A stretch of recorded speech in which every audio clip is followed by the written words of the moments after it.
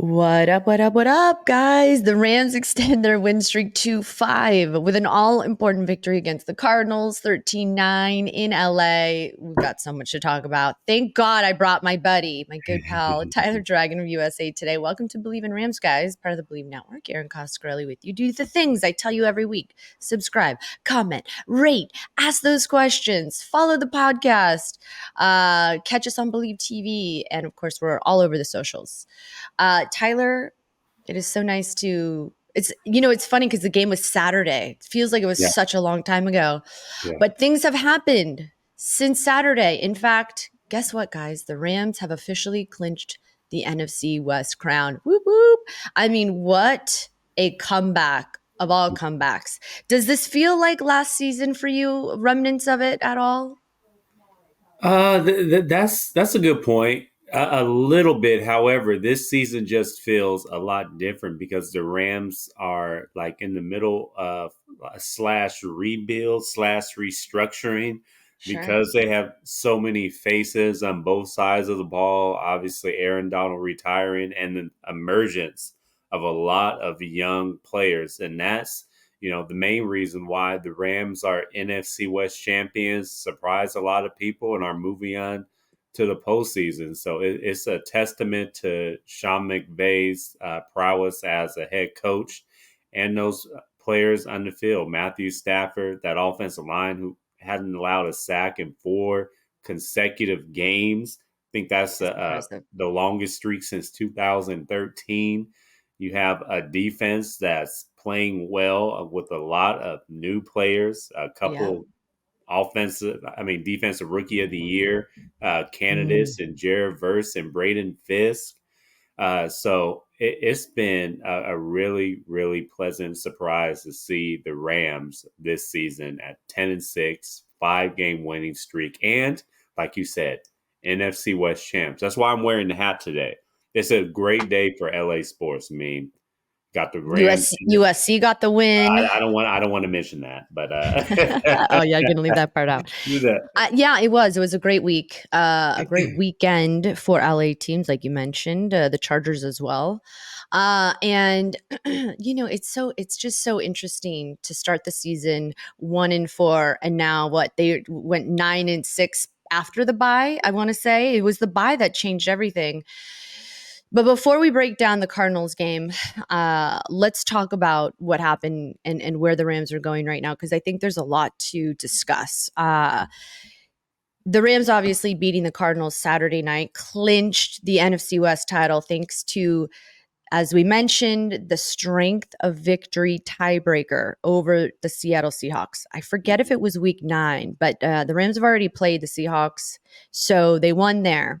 Mhm. LA earned that tiebreaker on Sunday by virtue of wins by the Bengals, the Bills, the Vikings, and the Commanders. And it was the Commanders' Sunday night win, which, by the way, congrats. They also clinched a playoff berth. That was the official clincher to send the Rams to the postseason. I've been trying to break it down all weekend on like social media. It's confusing, it's It is. convoluted, but it makes sense how it's already been decided, even though the Week 18 division matchup against the Seahawks hasn't happened yet. Correct? Yeah, there's only 2 playoff spots remaining in all the NFL, one in the NFC, one in the AFC. So luckily, the Rams already punched their ticket. Week 18 game at SoFi Stadium against the Seahawks is pretty meaningless.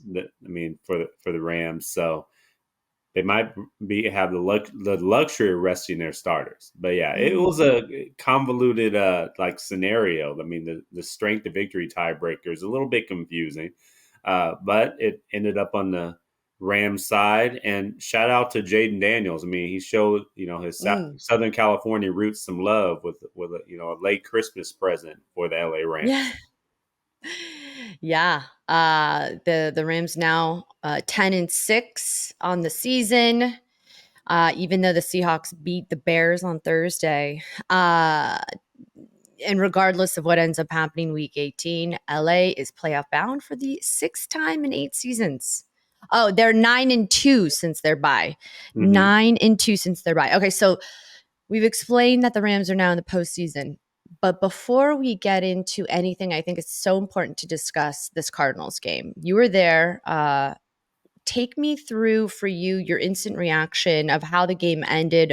A couple of big momentum shifters with the defense, with those two interceptions, Witherspoon and Cam Kitchens, right? Mm-hmm. Um, it needs to be spoken about that the Rams continue to not score. I think 11 straight games in the first quarter, Yeah. but they have not looked good in terms of starting the first half. And when it comes to postseason football, that's not going to work. Yeah, especially if they have to go up against Green Bay Packers team, who they might have to Mm-hmm. face, Washington Commanders team, and might have to face. Those teams have potent offenses and can score points in bunches and are explosive. But yeah, to your point, it was concerning, and I do think the Rams' offense is predictable. However, it has the potential to be efficient and good, though. And it has been at times. I mean, you just look a few weeks ago when they rang up over 40 points against the Buffalo Bills. Mm-hmm. And I say Mm-hmm. that because the Rams offense is designed to get the ball into their best players. The problem is they only have really three game changing players on their team when you talk about Puka Nacua, Kyron Williams, and I mean, I'll even put Cooper Cup in that mix, but he's had a down past few games, probably the one of the worst stretches of his career. But he still gets a lot of eyeballs and a lot of attention on the offensive side. But when they get on the plus side of the field, when they cross the 50, they just have a tough time executing and getting into that end zone, and even converting, some Third field goals. downs Yeah, third or down. and field goals. Yeah. Yeah. So that's a point of emphasis that Sean McVay and the coaching staff really needs to hone in on and look at the film and try to execute better.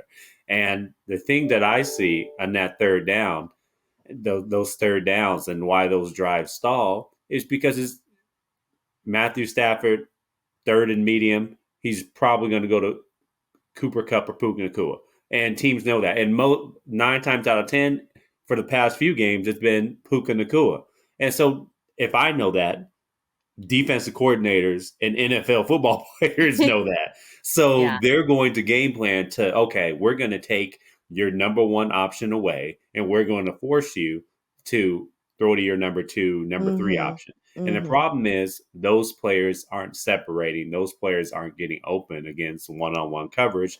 And that's why the Rams are forced to punt the ball and forced to be in field goal situations. So they're going to have to figure out how to dial up some man beaters and dial up some plays where they can scheme players open outside of Puka Nacua on third down.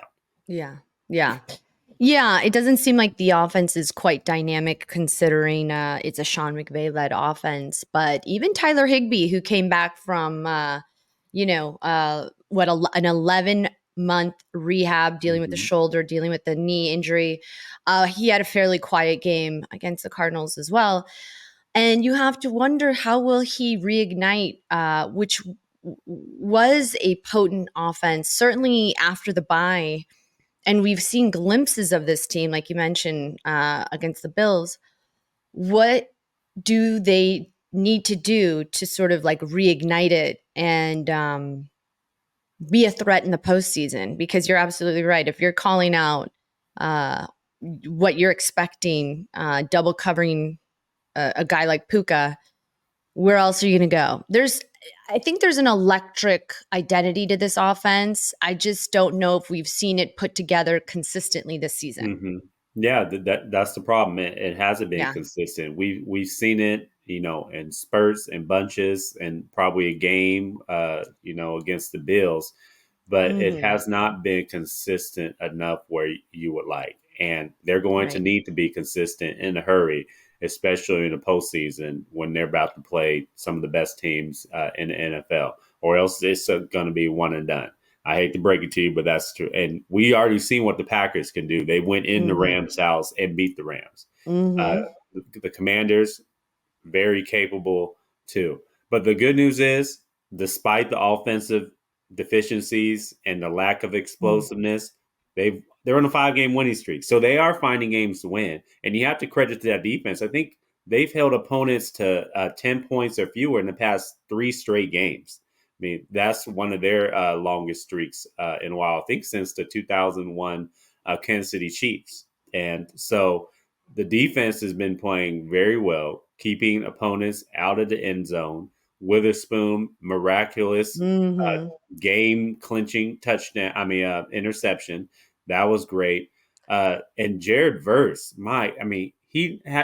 doesn't have like the double digit sack numbers, but through 16 games, his 72 pressures is like the most since Joey Bosa's rookie year. So he's on Mm. pace for a rookie of the year type season. Braden Fisk, Florida State teammate, another really good game. What he's on 8 sacks this season. So the Two. I think didn't he get two against the Yeah, Cardinals against yeah, Skyler? and now he's up to 8 sacks, and that's a Yeah. tie for a team lead. So yes, the offense hasn't been up to par, but the defense has more than picked up the Yeah. slack the last few games. Yeah, which is great because I think in the beginning of the season, with the injuries to the offensive line and the receivers, it, the team, I think the second youngest team in the NFL at the moment, or certainly when they were headed into the season, that was a big question mark for so many of us. We were like, well, Mhm. they don't have Aaron Donald, got this new DC, so many young guys kind of waiting to see what they can do. And they're putting it together and they're finding, like you said, ways to win, regardless of Stafford not having a huge day. The good news is no sacks, Right. no picks, No picks. uh, And that no usually fumble. leads to wins. No sacks, no picks Yeah, usually equals wins. yeah, yeah. So, how would you rate then what this team still needs to do to improve itself as they head into the postseason? On top of that, who's the team that you think that Sean McVay does not want to face the most? And then, last but not least, should Sean McVay be considered for Coach of the Year? So I love the 3-part questions because I have to remember them all at once. So I do think I'll go to the last one first. Sean McVay should be considered for Coach of the Year. Do I think he'll win it? No. I think Kevin O'Connell, Minnesota Mm-hmm. Vikings, uh, probably is the leader in the clubhouse for that. But the way what Sean McVay has done with a lot of new faces on the Rams team to win the division when not a lot of people expected the Rams to have a season above 500, for them to win 10, maybe even 11 games, 5-game winning streak at the end of the year. I mean, he's definitely in the discussion, but he's not the front runner. Mm-hmm. So what were your other 2 questions? I went on. See, I I told knew you. you're gonna. I knew you were gonna do that. You're gonna put it all on me, and Yeah, I'm gonna have to remember. What do they need to do yeah, to put together an improved offensive yes. performance? And then who's the team Sean McVay least wants to face in the postseason? Improve offensive performance. I really do think that they have to get better in the plus area of the field. When they cross the 50, I feel like their offense breaks down. And again, you're going to have to dial Why? up. Why would that happen? Explain that. Yeah, and I think so, because they don't have a lot of people that can beat man coverage. Mm-hmm. And their offense has become a little bit too predictable. Mm-hmm. When it's third down, a lot of times, and I even called it against the Cardinals. Oh, he's throwing the Puka Nakua on this third down. And the crucial third down where the Cardinals got the ball, he's going to Puka. And Mm-hmm. he went there. They isolated him on outside, and they put him in motion. Then he was in isolation, and then they threw to him incomplete. It was obvious that they were going to do it. So it's too predict. Their offense becomes too predictable who they're Mm-hmm. going to get the ball to. They have to get other players involved. And the problem is, though, those players, when they're the opposing defense is doing man coverage, those players aren't separating very well. Mm, And they're Matthew Stafford isn't throwing them the ball. There's a lack of trust because no separation, and mm, he doesn't think those players are going to execute the way Puka is going to execute, or to some extent, Cooper Kupp. And they're not in third and manageable. You would like to be in third and two, third and one, mm, maybe third and three. Anything third and five plus, that's not what you call third and manageable. So you want to be in those manageable third down situations on the plus side territory, and they have not been far too often. And so I think mm, those are. I mean, it's easier said than done because mm, the defense gets paid too, but other players outside of Puka need to be able to beat man coverage on a consistent basis. Now, I mm, do give you this: Tyler Higbee coming back is huge. Now, mm, but I didn't say him because it's hard to expect a player who's missed 11 months to come mhm, back, no rust, and be able to be a superstar and be the Tyler Higbee of old. Now, if he can be, that's a bonus, and he's already scored a touchdown in a few games back, but overall, it's you can't really count on him to be that security blanket that he was for Matthew Stafford in years past because he's still knocking the rust off. But if he can, mhm, that's a huge, huge plus because he's another player who you expect can be able to ward off those safeties, ward off those linebackers, and be able to execute on third down, and a player that Matthew Stafford trusts, as well as Cooper, as well as Puka. But the Sean McVay has to be able to try to scheme up plays that will allow his secondary options to come open because far too often right. it's predictable. And so I do think that is the reason why the Rams struggled. And I remembered your last question: who the Rams do not want to face. I think it's the Green Bay Packers. Matt LaFleur has, His familiarity, number, that's true. yeah, Yeah. with Sean McVay. They Mm, already went to SoFi Stadium. There were a lot of Packer fans there. I was at that game. It was they beat them pretty handily, and the Packers just seem like a team that can, even though they lost to a really good Minnesota Vikings team, the Packers seem like a team that are going to cause some teams trouble in the postseason. The team that they will want to face, I think, is the Commanders. Yes, Jaden Daniels, offensive rookie of the year, very dynamic, mobile quarterback is dangerous.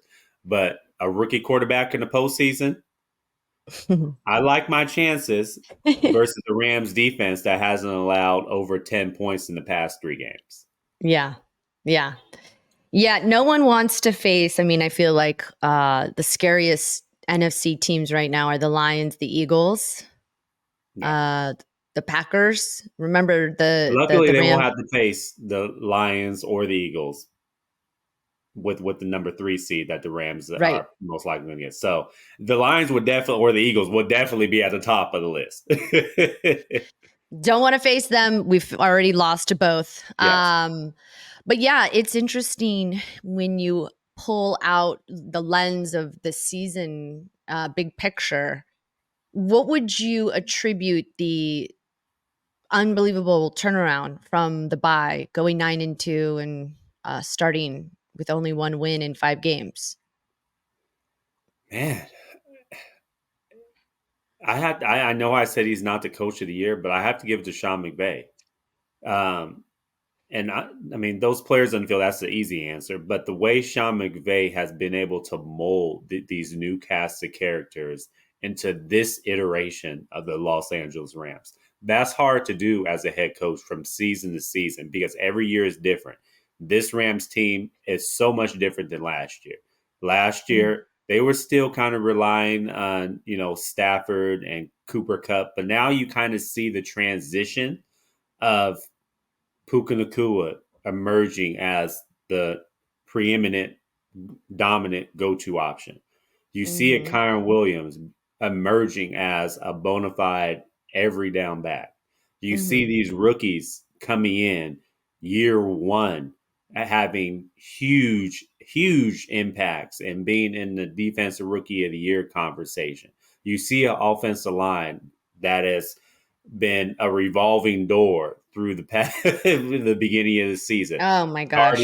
starting to jail, not allowing a sack in 4 games. I mean, yes, credit to those players on the field, but a lot of that is coaching too, being able to game plan and Hmm. put your players in position to succeed. And I think Sean McVay and the coaching staff have done a masterful job this season with a whole lot of new faces and being able to put those players in position to succeed.